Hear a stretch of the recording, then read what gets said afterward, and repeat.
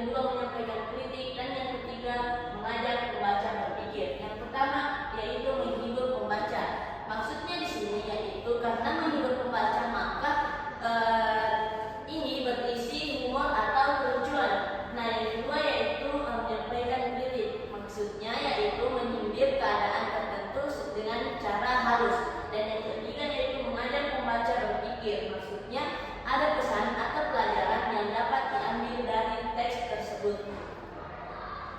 Nah, yang ketiga yaitu ciri-ciri teks anekdot.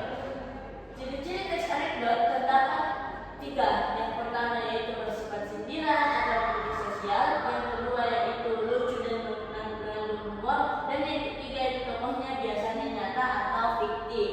Maksudnya di sini artinya humor dalam teks anekdot biasanya cerdas, bukan sekedar lelucon biasa. Nah, di sini Ibu beri contoh singkat tentang teks anekdot. Misalnya ketika seseorang mengatakan kenapa kamu tidak mengerjakan soal nomor 3. Nah, lalu dijawab oleh seseorang lagi, karena yang nomor 1 dan 2 aja sudah bikin saya berpikir untuk pindah jurusan Ibu. Nah, ini menandakan bahwa teks anekdot itu mengandung humor. Nah, selanjutnya yaitu struktur teks anekdot. Nah, struktur teks anekdot di sini terdapat 5 struktur. Yang pertama yaitu abstrak, yang kedua yaitu orientasi, yang ketiga yaitu tesis, yang keempat yaitu reaksi, dan yang kelima yaitu koda. Nah, yang pertama yaitu abstrak. Abstrak di sini artinya pembukaan yang menunjukkan awal cerita. Yang kedua yaitu orientasi, maksudnya penjelasan latar belakang kejadian. Yang ketiga tesis atau masalah unik atau lucu yang mulai muncul. Yang keempat yaitu reaksi atau respon terhadap masalah. Dan yang kelima yaitu koda atau penutup cerita yang memberi kesan.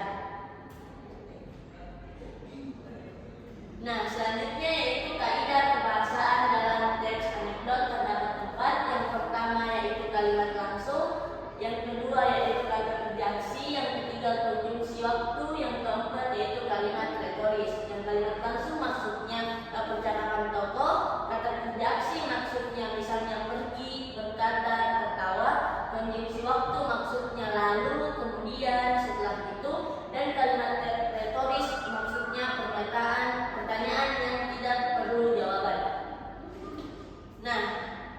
Nah, itulah tadi penjelasan teks anekdot dari Ibu. Jadi Ibu harap anak-anak sekalian mampu memahami apa yang dimaksud dengan teks anekdot. Nah, selanjutnya Ibu akan memberikan tugas mandiri kepada anak-anak. Jadi tugas ini dikumpul setelah pembelajaran ini berakhir.